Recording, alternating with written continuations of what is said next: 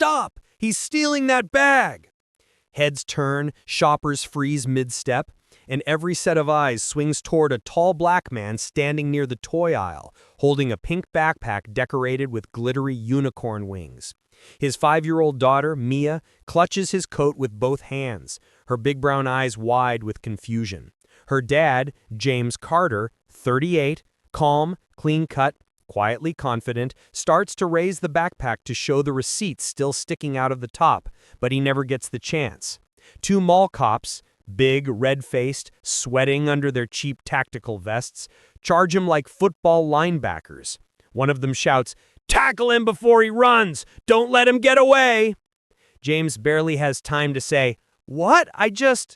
Before 230 pounds of uniformed security slams into his back, sending him crashing to the white tile floor. The unicorn backpack flies out of his hand. Mia screams. Shoppers gasp. People lift their phones. Someone whispers, "Oh, God, again?" The older mall cop, Doyle, kneels on James's neck with his full weight. Not his shoulder, his neck. His partner, Klein, grabs James's wrist and twists it backward until something cracks. James doesn't fight. He can't. He has one thought. Don't scare Mia. Don't let her see me panic. But she already is. She's standing there crying, her tiny hand shaking as she reaches for him. "Daddy! Daddy, why are they hurting you? Daddy, please!" Doyle shoves her back with one hand. Not gently, a shove. A grown man pushing a 5-year-old like she's an inconvenience. A nearby mother gasps. Someone shouts, "Hey, you can't shove a kid!" Someone else mutters, "Disgusting! They always do this to black shoppers." Doyle ignores them. Instead, he yells at James, loud enough for the entire mall to hear. "Thought you could rob the store in front of your kid, huh?" James groans through the pressure on his windpipe. "I didn't. She wanted. Just let me breathe." Klein laughs. "Oh yeah? You think we care? People like you come here every December trying to steal Christmas presents. Pathetic." Mia sobs harder. "Daddy, get up! Please! Daddy! Daddy!" James's heartbeat spikes, but not because he's scared, not because he's in pain, because something terrifying just happened inside his jacket pocket. A vibration, a coded pulse, a 3-second repeating pattern. His panic beacon. The one that only activates when his vitals hit distress thresholds. The one tied directly to the United States Secret Service tactical network. He knows exactly what that means. He has 3 minutes before an armed response team arrives at the mall thinking he's under attack. And he is. But not in a way anyone expects. Doyle presses harder. "You're going to jail today, tough guy. Hope your kid enjoys Christmas alone. Maybe she can visit you behind glass." James shuts his eyes, forcing steady breaths. He speaks softly, dangerously softly. "Sir, I need you to remove your knee. You're making a mistake." Doyle snorts at James. "The only mistake here is you thinking you're special." Actually, he is. He's an active-duty Secret Service special agent. He's protected presidents. He's handled assassination threats. He's escorted foreign diplomats under fire. And now he's face down on a sticky mall floor, treated like a criminal for buying a $12 backpack for his daughter. The crowd is now a ring of phones, filming from every angle. Someone yells, "Hey, he showed the receipt. Let him up." "He didn't do anything." "She's just a kid. Stop terrorizing them." Klein rolls his eyes. "Oh, look, the TikTok lawyers are here." He grabs the unicorn backpack off the floor and waves it mockingly. "Aw, big scary criminal buying unicorns. Bet he stole half the store too." James feels another pulse from the beacon. 2 minutes left. He tries again, voice strained. "Sir, listen carefully. You are about to—" Doyle cuts him off. "You don't tell me what to do. I tell you what to do. Get it? You're nothing but a—" A voice suddenly cuts through the noise like a blade. "Hey, get off him! Right now!" A woman, the store manager, rushes forward waving a printed receipt. "He paid! I checked him out myself! This is mistaken identity!" Doyle doesn't move. He sneers down at James. "Too late! He resisted!" "He didn't resist anything!" the manager screams. "He was holding his daughter!" Phones capture everything. Shoppers gasp. Someone in the back whispers, "This is gonna be bad.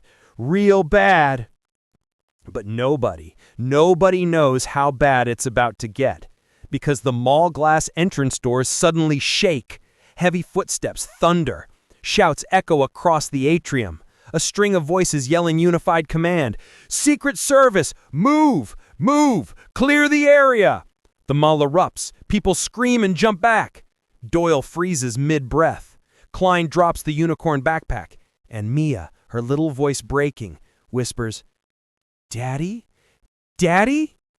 James exhales. Right on time. His team has arrived, and the mall cops have just tackled the wrong man. The first agent appears like a shadow breaking through glass. A tall figure in a charcoal suit rushes into the mall atrium, hand to his earpiece, eyes locked on one target. The man pinned under mall cops. Then another agent, and another, and another. Within seconds, 10 federal agents surge through the entrance in formation, scanning every direction with the ferocity of men trained to neutralize a threat in under 3 heartbeats. Shoppers scream and press against walls. Parents grab their kids. One man faintly whispers, "Holy, is the president here?" But the agents aren't looking for the president. They're looking for James Carter. And they find him instantly. "Agent down! Agent Carter is down!" "Confirmed. We have pressure on his neck. Move in now!" The sound explodes across the mall like thunder. Doyle, the mall cop kneeling on James's neck, jerks his head up. "What the hell? Agent? Agent of what?" He loosens his grip, but too late. 10 agents break into a sprint. Black suits flash across polished tile. Badges glint under Christmas lights. Guns stay holstered, but hands rest close. They look like a silent storm ready to strike. Mia screams in hope this time, not fear. "Daddy, they're coming!" James keeps his face half pressed to the floor and whispers through clenched teeth, "Stay back, baby. Just breathe. Stay with me." The lead agent, Special Agent Ramirez, points sharply at Doyle. "You, kneeling on my agent's neck, remove your weapon. Hands up, now!" Doyle doesn't move. He stares blankly, confused. "You're what? This guy? He's a shoplifter." Ramirez's face darkens into a fury that can only come from watching one of your own mistreated. "Sir," Ramirez says coldly, dangerously, "that is Special Agent James Carter of the United States Secret Service." The entire mall goes silent. Phones stop recording mid-air. A child drops a candy cane. Someone whispers, "Oh my God." Klein, the second mall cop, swallows hard. "Wait, Secret Service? That Secret Service?" Another agent steps forward. "Drop your taser and step away from him." Doyle tries to laugh it off. "I don't know what this is, but I'm not taking orders from—" He never finishes. 2 agents close in on him like wolves. "Step away now." The sound shakes the air. Doyle's breath hitches. Klein's hands start trembling. The unicorn backpack slips out of his fingers. Finally, Doyle lifts his knee. Agents rush in to lift James gently, carefully, like they're handling royalty instead of a man who is just face down on a mall floor. "Agent Carter, are you responsive?" "Sir, can you speak?" "Is Mia safe? Where's Mia?" James coughs, air flooding his lungs again. He tries to sit up, but Ramirez stops him. "Don't move, sir. We need to check your airway." But James pushes him aside with a calm, steady voice. "My daughter first." Ramirez nods instantly. "Bring in the child." Mia breaks free from a crowd of shoppers and runs into her dad's arms, crying so hard her whole body shakes. James wraps one arm around her, even though his wrist is swelling and he can barely lift it. "I'm okay, baby. Daddy's okay," he whispers into her hair. The agents form a wide protective circle around them, faces turned outward, scanning constantly, their bodies tense with the adrenaline of almost losing a fellow agent. Ramirez turns back to Doyle. His voice is ice. "Sir, you assaulted a federal agent." Klein stumbles backward. No, we didn't know. Nobody told us." Ramirez jabs a finger toward the receipt lying inches from their shoe. "You had his proof of purchase. You had a crying child. You had witnesses telling you to stop, and you still chose violence." Doyle's face turns a sick shade of gray. He looks at James, at the clean pressed coat, the calm military posture, the silence of someone trained, not scared. His voice cracks. "You're really Secret Service?" James doesn't respond. He's busy wiping tears from Mia's cheeks. Ramirez steps closer, too close, and speaks into Doyle's face. "You didn't just attack a father buying a backpack. You tackled one of the men responsible for protecting the President of the United States." The crowd gasps. Shoppers cover their mouths. Someone whispers, "Oh my God! He protects presidents? And they did that to him?" Another voice says, "Those guards are finished." Ramirez motions to his team. "Secure the area and escort Agent Carter and his daughter to safety." Then he turns coldly to Doyle and Klein. "You two, stay exactly where you are." Klein shakes his head desperately. No, we're sorry. It was a misunderstanding." Ramirez cuts him sharply.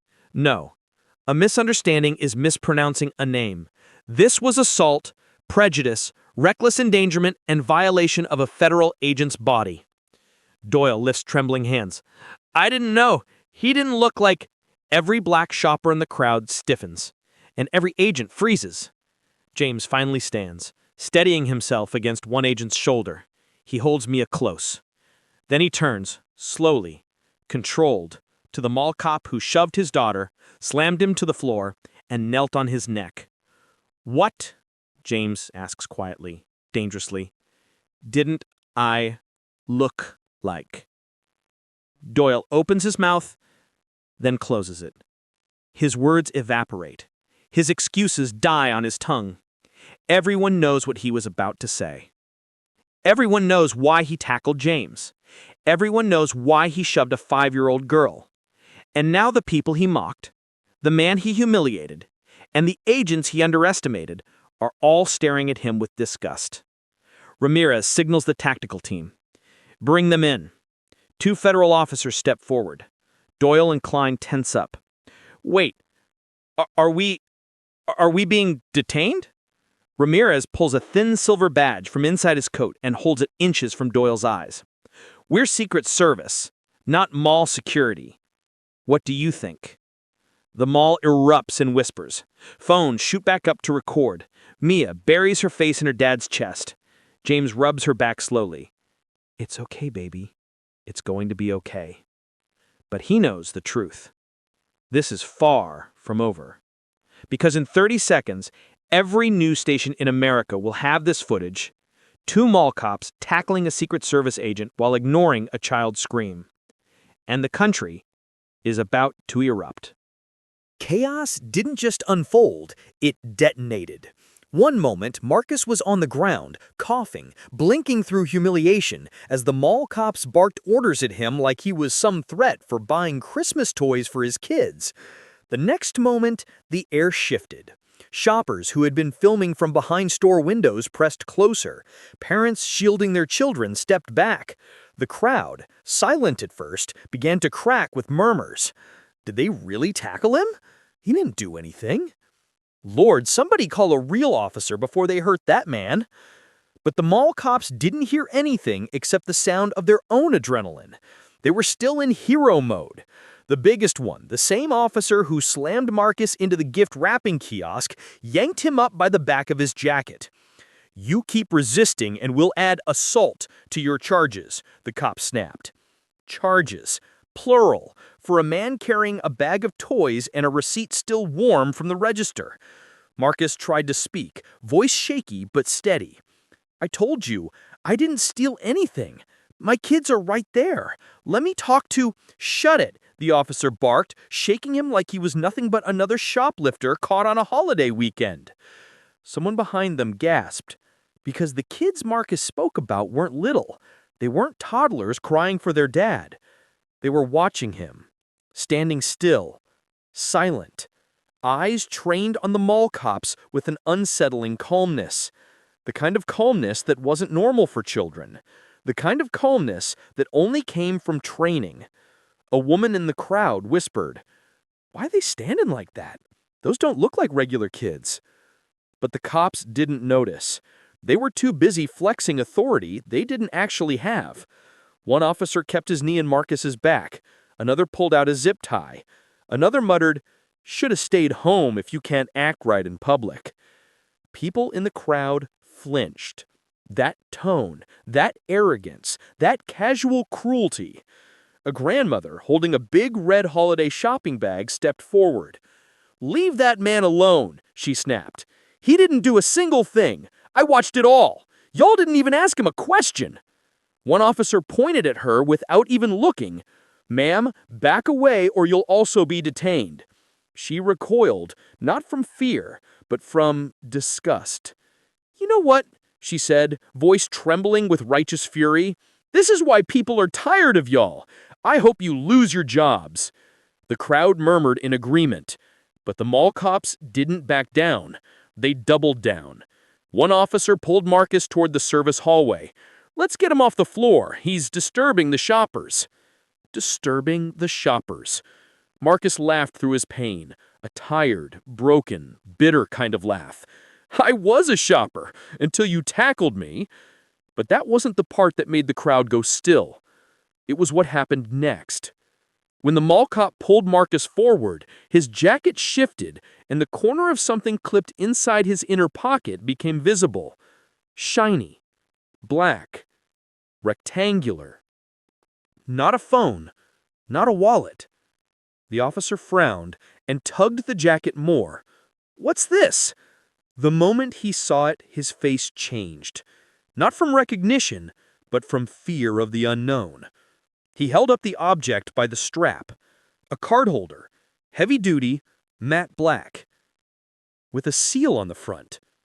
But not just any seal, a federal seal. The officer blinked. What is this? An ID? Are you military?" He wasn't, but he also wasn't allowed to answer. Marcus swallowed hard. His hands curled into fists behind him, because he knew the second they ran his name, the mall cops would learn something they were absolutely not prepared for. And that thought scared him even more than the tackle. His kid stood tall, still silent, still perfectly still, watching, waiting. Someone in the crowd pointed. "Why are the kids standing like that?" Another whispered, "They ain't even moving." A teenage boy recording muttered under his breath, "Man, this is not normal." But the mall cops were too distracted by what they had just found. Guys, one of us whispered, pulling the group into a huddle. "This looks real. Could he be? I don't know. Let's just get him in the back. We'll figure it out away from the crowd." Away from the crowd. Out of sight. Out of protection. Marcus tried again. "My kids. They'll be fine," the officer snapped. That was their final mistake, because his kids didn't need fine. They had something else. They had backup, and the universe timed it perfectly, almost dramatically, as if justice itself was waiting behind one corner of the mall. Right as the mall cops pushed Marcus toward the service hallway, a sudden wave of radio chatter erupted from their earpieces. Static, sharp, urgent. Then, "All units stand down, immediately. Repeat, do not detain the subject. He is not to be handled by civilian security. Back away, now." The mall cops froze, mid-stride. Marcus closed his eyes. Here it comes. The crowd began to buzz, confused, uneasy. What's happening? They telling them to stop? Why would the mall radio say something like that? That wasn't the mall radio, one man whispered. I know that tone. That was federal. Then a sound rolled through the mall. Not loud, not chaotic, 100% controlled. Heavy footsteps. Boots. In formation. The kind of sound that makes a crowd instinctively step back before they even see what's coming. Marcus's kids finally moved. Just one step each, perfectly timed, perfectly synchronized.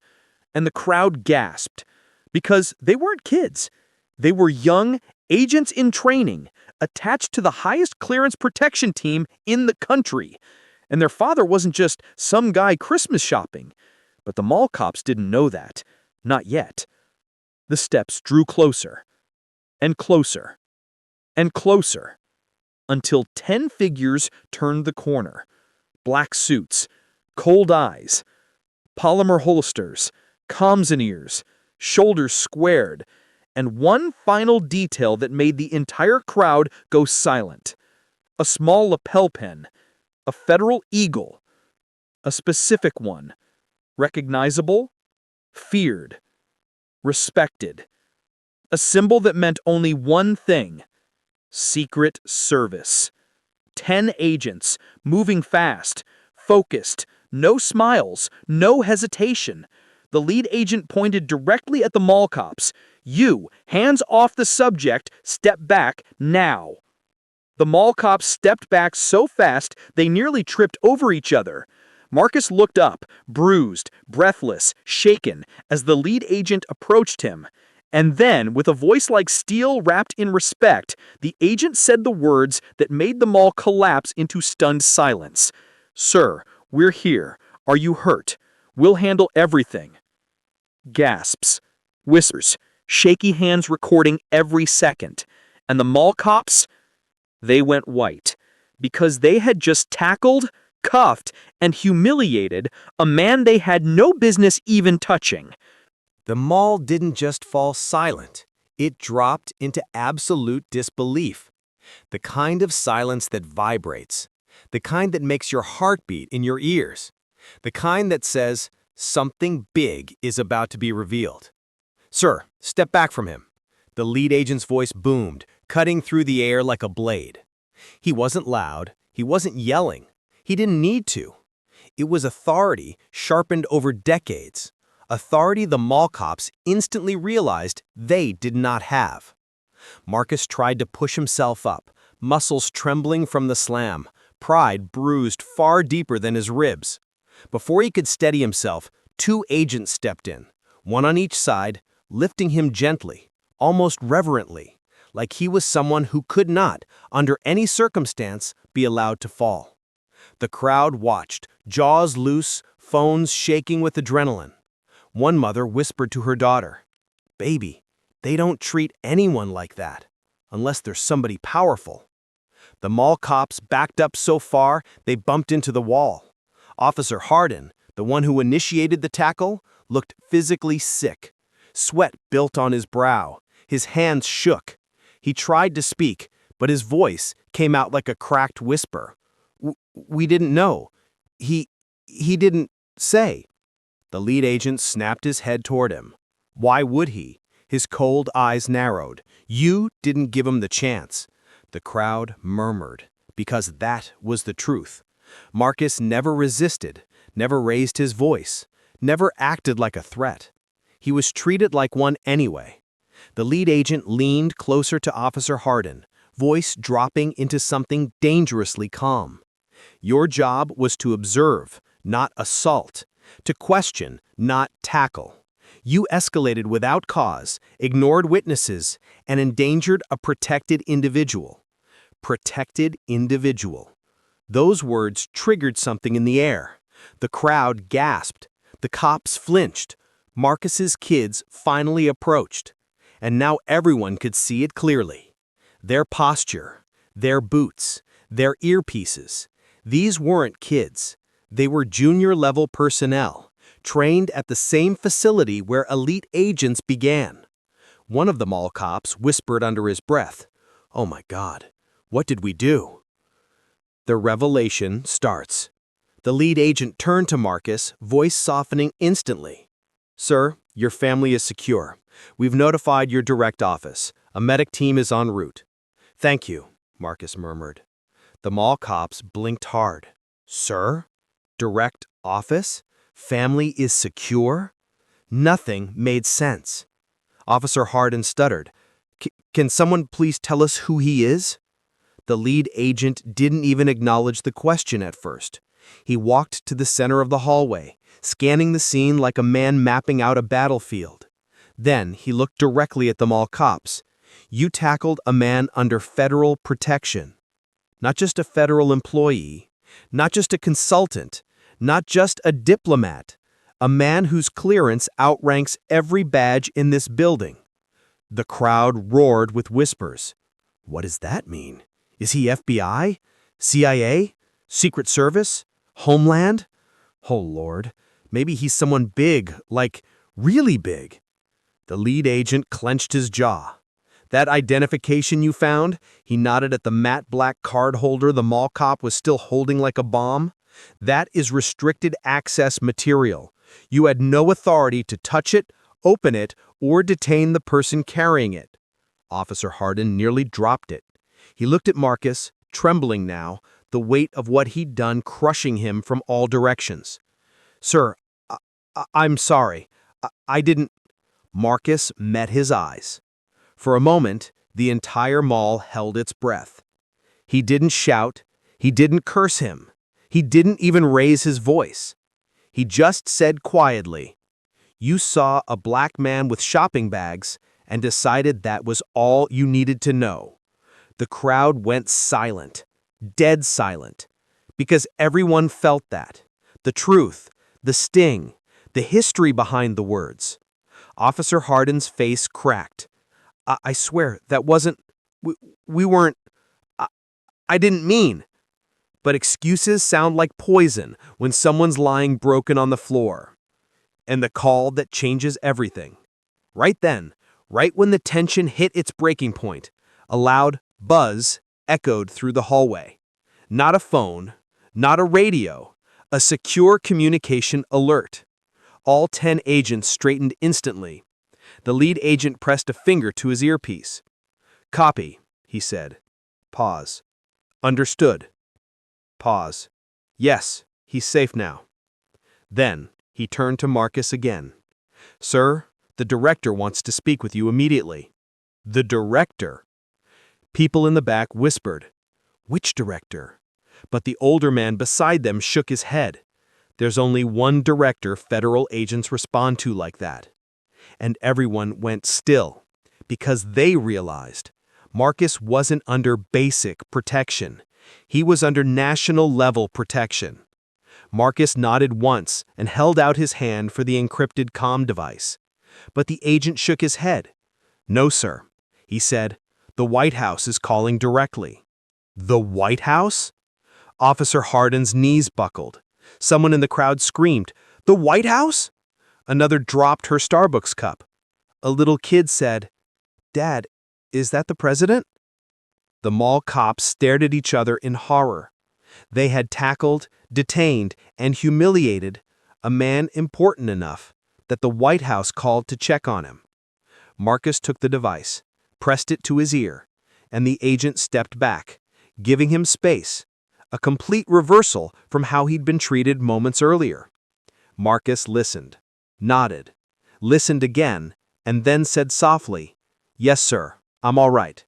My kids are okay. Thank you for the quick response." The crowd gasped. He had just called the president, "Sir."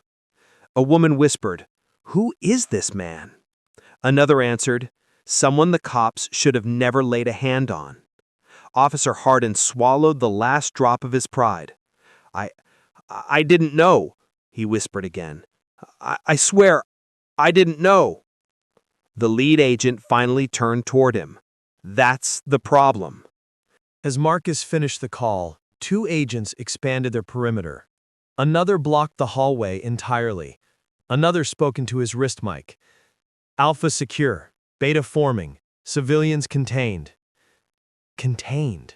Like the entire mall was suddenly a controlled zone.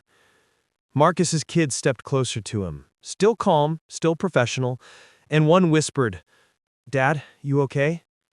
He nodded and squeezed her shoulder. Then the lead agent turned back to the mall cops. "You will remain here," he ordered. "Your badges, radios, and body cams will be surrendered for review. Do not move unless directed." But no talking. The mall cops fell silent. The crowd filmed everything at every angle. One elderly man shook his head. This is why you don't judge people by color. Imagine tackling someone protected by the White House." Another woman added, "If they treat a man like that, imagine how they treat people with no power." The words hit Marcus hard, because that's exactly what he had been thinking. And then the real bombshell. Just when it felt like the tension couldn't climb any higher, just when the mall cops thought their humiliation had peaked, just when the crowd thought they had learned the twist, one of the junior agents, one of Marcus's kids, stepped forward and faced Officer Hardin directly. "You didn't just tackle our dad. You tackled the man who trains us." The crowd exploded. Marcus wasn't just under protection. He wasn't just connected. He wasn't just important. He was the man responsible for training the next generation of federal protectors. A man whose expertise was so valuable, agencies cleared entire malls to extract him. Officer Hardin collapsed onto a bench, face pale as paper, because now he understood. He didn't just assault someone important. He assaulted someone whose name carried weight far above any badge he would ever wear. And the section ends here, with the entire mall realizing just how badly the mall cops had messed up and how far the fallout could go. The chaos didn't erupt all at once. It started slowly, like a fuse catching fire.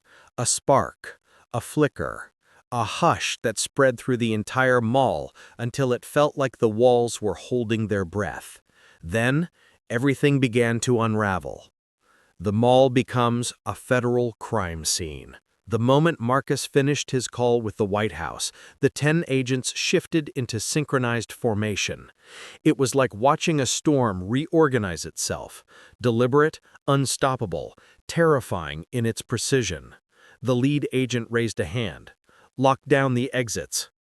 It wasn't loud, it wasn't forceful, but every agent moved instantly.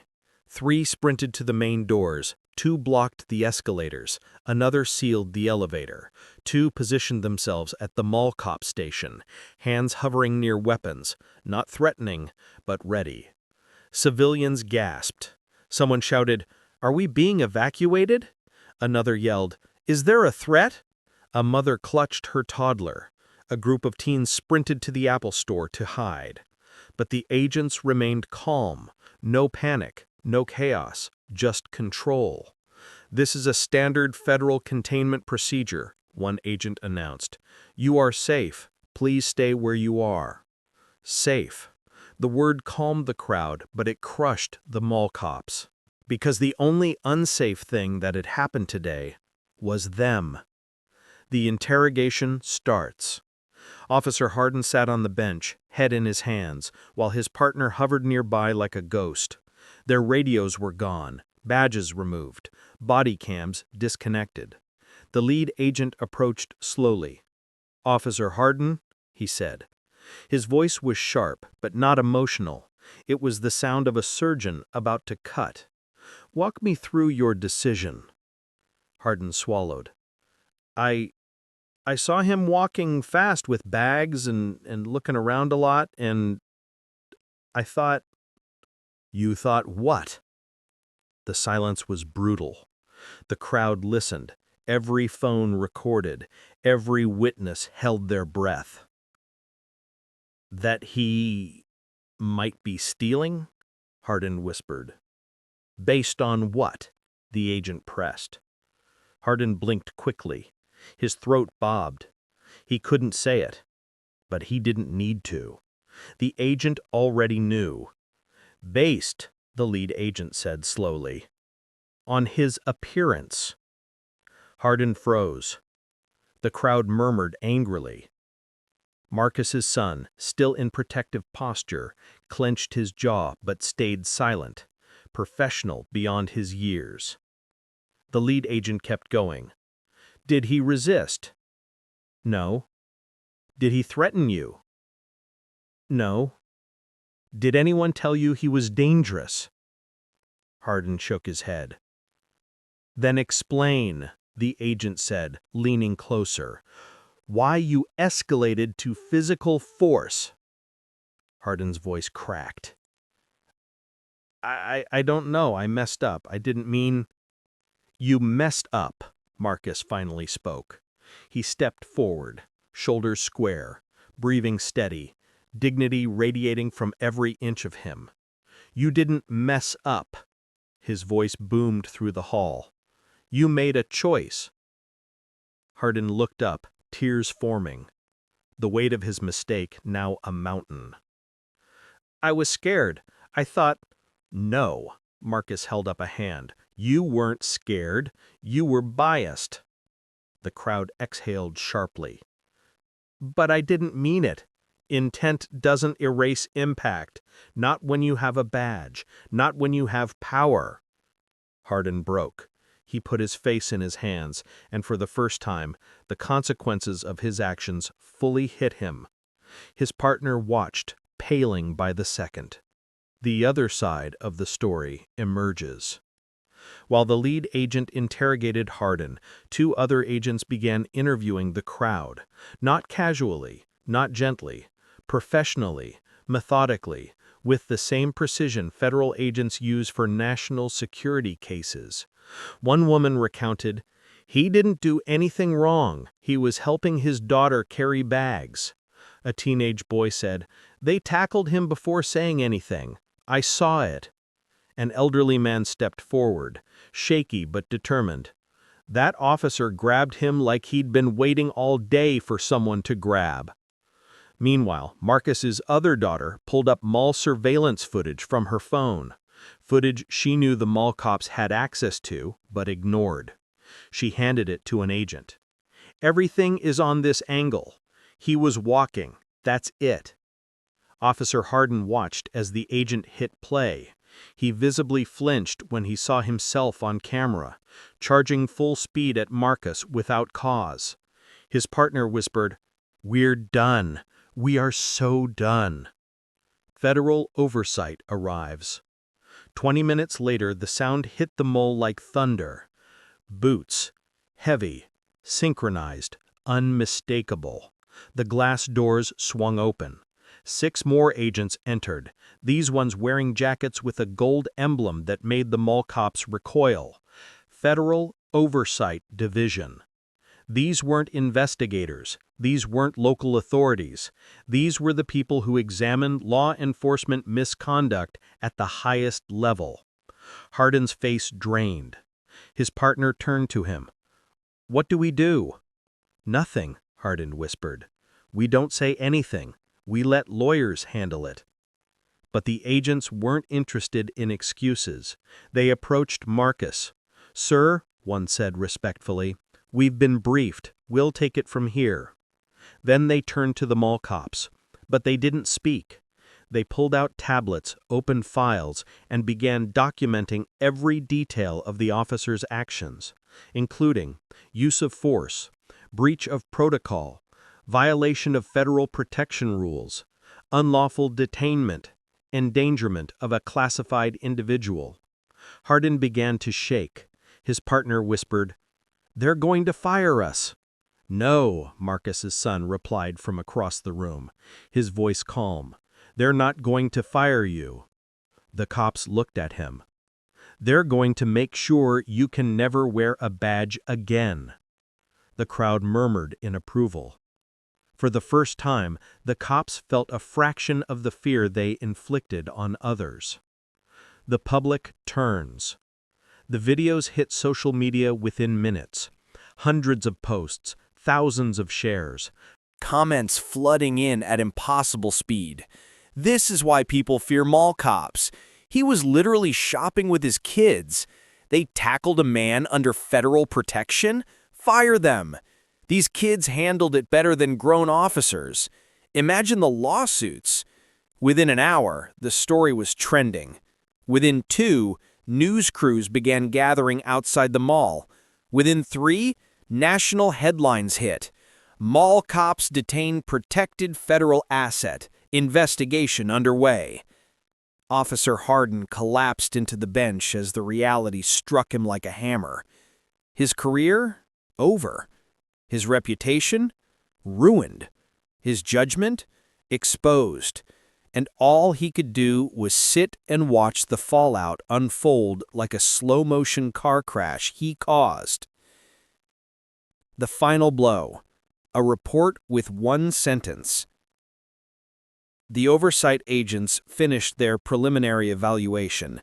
They opened their report, typed only one line, then handed the tablet to the mall security director, who read it aloud with shaking hands.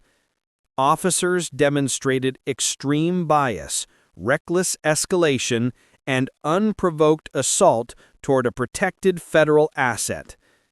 Gasps. Phones recording. The cops paling. Hardin whispered, "Please, please, I didn't mean—" Marcus looked at him, not with anger, not with vengeance, but with a deep, exhausted sadness.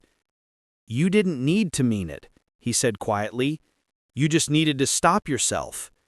And the section ends with the investigation complete, the mall cops' world collapsing, and the truth now out in the open for millions to see. For 30 minutes, the mall felt like it had been picked up and moved into another universe, one where mall cops sat shaking while federal agents ran the show. But even that atmosphere shifted the second he arrived. It began with the sound of approaching footsteps. Not fast, not frantic, just steady, confident, inevitable. A presence you felt before you ever saw the man. Then the glass doors parted, and the entire mall fell silent. Because walking toward the chaos was Director Elias Monroe, the highest-ranking official in the entire Protective Services Division, a man whose face had appeared on national broadcasts, congressional hearings, and federal briefings. He wasn't just important. He was the boss of the agents who protected the president's family. And he was walking straight toward Marcus. Hardin saw him and nearly threw up. The temperature changes. Monroe didn't shout. He didn't rush. He simply walked into the center of the mall as if the ground itself bowed under him. His presence alone was enough to straighten the spine of every federal agent in the building. 2 agents stepped aside. One agent murmured, "Director on deck." Everyone snapped to attention, except Marcus, because Monroe walked directly to him and saluted. A sharp, respectful salute, the kind reserved for men who saved nations, not men who just finished Christmas shopping. "Mr. Reed," Monroe said, voice deep and steady, "I came as soon as I was briefed." Marcus nodded, calm but clearly exhausted. "You didn't have to come in person." Monroe shook his head. "When one of ours is assaulted," he said quietly, "I show up." The mall went still. "One of ours? Marcus? The homeless-looking, hoodie-wearing, bag-carrying black dad the mall cops had tackled?" Yes, because Marcus Reed wasn't some random dad. He was one of the most high-value federal intelligence analysts in the country, working on classified national security data that only a handful of people understood. And the mall cops had assaulted him in front of dozens of witnesses. The director's first question. Monroe turned slowly toward Officer Hardin. Not fast, not threatening, just slow enough to make Hardin's bones shake. "Officer," he said calmly, "did you put your hands on my analyst?" Hardin swallowed. I misunderstood the situation, sir. Did you," Monroe repeated, "lay hands on my analyst?" Hardin's eyes darted everywhere except at the director. "Yes," he whispered. Monroe looked down at Hardin's trembling hands. Then he asked the second question. "Did he pose any threat?" "No." "Any weapon?" "No." "Any reason for detainment?" "No." The director's jaw tightened. The mall fell so silent the escalators sounded like thunder. "You tackled," Monroe said slowly, "a protected national security asset in front of his children for walking while black?" Hardin's breath hitched. I didn't. I swear I wasn't." But Monroe raised a hand. Hardin shut up instantly. The director's message to the crowd. Then Monroe turned, not to the agents, not to the cops, but to the crowd. He looked at every witness, every bystander, every phone camera. His voice was deep, deliberate, and echoed across the mall. "No American," he said, "should be assaulted while shopping with their children." People murmured. Hardin flinched. Monroe continued. "Not for their clothing, not for their skin color, not for someone else's assumptions." The crowd nodded. Someone whispered, "Thank you." "But when that person happens to be a federal asset," Monroe added, "you haven't just committed assault." He paused. "You've jeopardized classified national security operations." Phones shot up. Everyone recorded. Monroe stepped closer to Hardin, his shadow falling over the officer. "That," he said, "is a federal-level offense." Hardin's knees wobbled. Monroe turned to the mall security director, a sweating, trembling man now regretting every hiring decision he'd ever made. "Where is your written report?" Monroe asked. The director held up a tablet with shaking hands. Monroe took it and scrolled. His expression darkened. "You wrote," Monroe read aloud, "that Mr. Reed was behaving erratically, fleeing with merchandise, and resisting arrest." The crowd gasped. Marcus's daughter covered her mouth. Hardin froze. Because everyone knew the truth. Marcus wasn't fleeing, he wasn't resisting, he wasn't erratic. He was a dad carrying shopping bags. Monroe turned the screen toward the crowd. "It appears," he said coldly, "that you attempted to falsify an incident report." The director flushed beet red. I was going off what my officers told me." "That," Monroe interrupted, "is not an excuse. Your oversight and their misconduct nearly created an international incident." The mall director felt the weight of every word. Hardin looked like he wanted to crawl into a hole. The crowd murmured louder. "Fire them! Hold them accountable! They can't get away with this!" Monroe waited for the crowd to quiet before continuing. The decision. Monroe didn't shout, he didn't rush. He simply gave orders, the kind that changed lives in seconds. "Effective immediately," Monroe said. "Both officers are removed from duty." The crowd applauded. Hardin buried his face in his hands. His partner went pale as chalk. But Monroe wasn't finished. "To ensure transparency," he continued, "a federal review will recommend whether additional charges, civil or criminal, are warranted." Phones recorded every word. The mall cops' careers were over. Their reputations destroyed. Their actions now part of a federal investigation. And then Monroe turned to Marcus. "Mr. Reed," he said gently, "are your children okay?" Marcus nodded. "They're shaken, but they're strong." Monroe placed a hand on Marcus's arm, not for dominance, but respect. "We'll escort your family out safely," he said. "You're in our care now." Marcus exhaled, the weight slowly lifting from his shoulders. For the first time in the entire ordeal, he wasn't holding everything together alone. The exit. 10 agents closed in around Marcus and his kids, not because he needed protection from danger, but because he needed protection from the cameras, the chaos, the attention. As they walked out, the crowd stepped aside. People nodded. Some whispered, "We're sorry." Others clapped softly. And the mall cops? They stayed seated, silent, defeated. Forced to watch the man they'd tackled walk away, surrounded by the kind of respect and protection they had never earned. The moment the doors closed behind Marcus and his children, Director Monroe turned back toward the two disgraced officers and said quietly, "Gentlemen, we are far from done." Officer Daniels had never felt silence like this. Not the quiet of an empty parking lot, not the hush before a storm. This was the silence of watching your own career dying in real time. Because standing around him were 12 Secret Service agents, all now fully identified, fully armed, and fully positioned as if the mall were suddenly a federal security zone. And in the center of them, sitting on that bench he had been violently tackled on 2 minutes earlier, was Marcus Reed, a father, a Christmas shopper, a man Daniels thought was suspicious, a man who now had the entire mall frozen. Daniels swallowed hard. His throat felt like sandpaper. He tried to speak, but the words tripped over each other like they were terrified too. I didn't know who he was, he stammered, looking at Agent Hall. Hall didn't blink, didn't soften, didn't even seem to breathe. You didn't need to know, Hall said coldly. You needed to follow the law.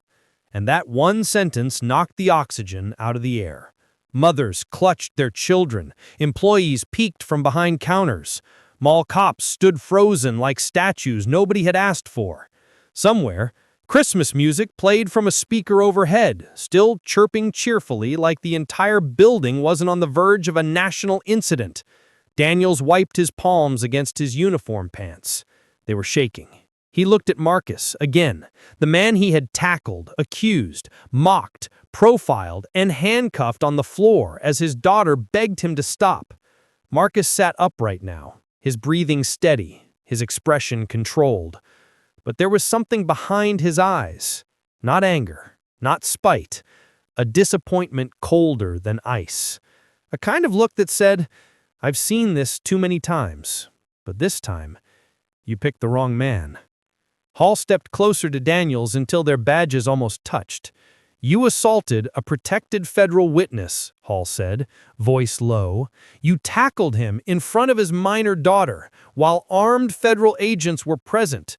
Do you have any idea what kind of problem that is? Daniels whispered, I made a mistake. No, Hall cut in. You made a choice. Before Daniels could respond, a radio crackled from the Secret Service line. Every agent paused. Hall put a finger to his earpiece, and suddenly, the entire atmosphere shifted.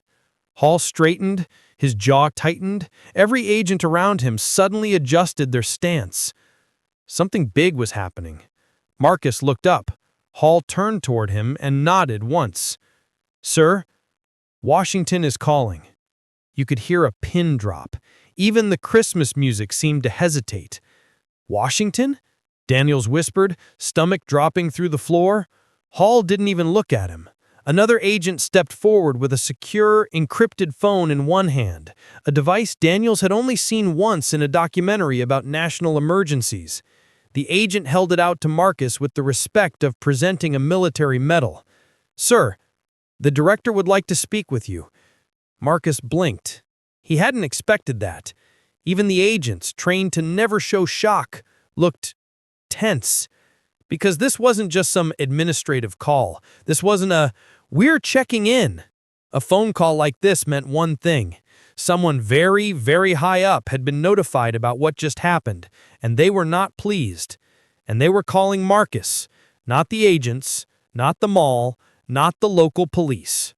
Marcus. Daniels felt his knees tremble. He leaned slightly onto the pillar behind him to stay upright. Marcus slowly rose from the bench. His daughter, Ava, still shaken, still red-eyed, slipped her small hand into his. Are you okay, Daddy? She whispered. Marcus squeezed her hand gently. I'm okay, baby. Daddy's just got to take a call. The agent bent down slightly so Ava didn't feel intimidated. You can stay right beside him, the agent told her softly. You're safe. Daniels felt his chest collapse. He had never spoken to that child with even a fraction of the gentleness that massive armored federal agent had just used. Marcus lifted the secure phone to his ear. This is Marcus Reed. What followed was too quiet for anyone else to hear, but they saw Marcus's posture shift. His shoulders straightened, his expression sobered. He nodded once, then twice, then a third time. Whatever he was hearing was serious. At one point, his eyes flicked toward Daniels, and that brief look sent an electric fear through the officer's entire body.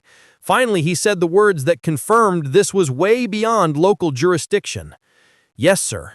I'll give them the message personally." He handed the phone back. The agent saluted, not theatrically, not performatively, but with the clipped precision of men and women who understood direct orders had just been given. Agent Hall stepped forward. "Mr. Reed," Hall said quietly, "do we proceed?" Marcus took a long breath, looked at his daughter, then looked at Daniels. Without rage, without yelling, just a stare that sank into officer's bones. "Proceed." Hall turned to Daniels. His voice dropped into a tone even the mall lights seemed afraid of. "Officer, the director has been informed, and he's given us very clear instruction." What instruction?" Daniels whispered. Hall didn't blink. "You are to stand down, surrender your weapon, surrender your badge, and remain where you are until federal investigators arrive." A wave of gasps rolled through the mall. Daniels thought his heart actually stopped beating. My badge? Right here, in front of everyone?" Hall leaned in. "You humiliated a man in front of his child," he murmured. "Now you get to understand what that feels like." Daniel's face flushed, his ears burned. He looked at Marcus one last time, desperate, apologetic, pleading. Marcus didn't move. He didn't nod. He didn't shake his head. He simply held his daughter close and said softly, "Let's go home, Ava." The Secret Service formed a protective escort around them, leading father and daughter through the mall in a formation so tight and disciplined, every shopper instinctively stepped aside. Behind them, Officer Daniels slowly placed his gun on the floor, then his badge. The sound of the metal sliding across the tile echoed louder than any Christmas music could. And that's when Daniels realized this wasn't the worst part. The worst part was still coming. Because the message Marcus had just been asked to deliver would change everything. Officer Daniels stood alone. Security tape still littered the floor. A few stunned shoppers lingered nearby, pretending to browse fake plants and discounted scarves. But every single one of them kept glancing at him like he had turned radioactive. His gun lay on the tiles where he placed it. His badge, too. Two pieces of metal that used to mean authority, job security, pride. Now, they looked like evidence. His throat felt tight. His palms were sweaty. Every second dragged like wet cement. The mall had returned to its holiday soundtrack, but none of it touched him. Winter Wonderland played softly overhead, a cheerful mocking contrast to the chaos that just unfolded. Daniels felt hollow, because he knew the director, the one who had called Marcus, wasn't the kind of man who wasted phone calls. Whatever message Marcus had agreed to deliver was coming, and it was coming for him. The silence breaks. A set of footsteps echoed, slow, deliberate, confident. Daniels looked up, and there he was, Marcus Reed, no longer surrounded by agents, no longer being shielded, no longer just a man who got tackled. He walked back into the mall with a posture that was calm but powerful, like someone who finally stepped into his full truth. His daughter Ava held his hand, her little steps matching his stride. A Secret Service agent walked 20 paces behind, far enough to give space, close enough to intervene if needed. Daniels felt every muscle tighten. Marcus stopped 2 feet in front of him. The officer wanted to look away, but couldn't. He had never been on the receiving end of a stare like that. Not hateful, not vengeful, just painfully honest. "You came back," Daniels whispered, voice small. Marcus nodded once, calm, steady, controlled. "I did." His voice didn't shake, his hands didn't tremble. This wasn't anger, this was purpose. Ava looked up at her dad, then at the officer. There was confusion in her eyes. the same question every child asks internally. Why would a grown man treat my father like that? Marcus knelt beside his daughter. "Sweetie," he said softly, "why don't you wait with Agent Hall? Daddy needs a minute." Ava nodded, though she still clung to him a moment longer before walking to the agent, who crouched down with a gentle smile. Only when she was out of earshot did Marcus turn fully toward Daniels. "Officer Daniels," Marcus began, voice low but firm, "the director gave me something to tell you." Daniels swallowed hard. He braced himself. Marcus continued, "The director said, 'Our policies mean nothing if we let small men tear down the dignity of the people they're sworn to protect.'" Daniels blinked. The words landed like cold stones. Marcus stepped closer. He said, "There's a difference between a mistake and a pattern." Daniel's breathing turned shallow. Marcus took out a folded piece of paper, handed to him by the Secret Service moments earlier, and held it up. "This," Marcus said, "is your pattern." Daniel stared, confused. Marcus opened the paper. One by one, he read the incidents out loud. Not loudly, not theatrically, just clearly. Complaint from 2021, harassment of a black motorist. Complaint from 2022, excessive force on a teen outside a convenience store. Complaint from 2023, wrongful arrest later dismissed in court. Daniels felt the blood drain from his face. He had forgotten about some of these. Others he had assumed no one would ever bring up again. But now all three were being read back to him by a man he tackled in the mall, and it wasn't over. Marcus unfolded another sheet. "And here's what the director told me next." Daniels braced. He said, "Tell Officer Daniels that, effective immediately, his post-certification is under federal review."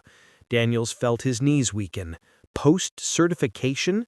The thing that allowed him to work as an officer anywhere in the state? "You're ending my career," he whispered.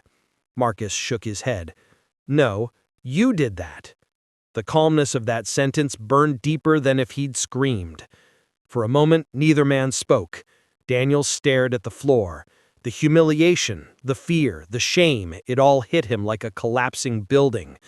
When he finally looked up, there were tears in his eyes he didn't bother hiding.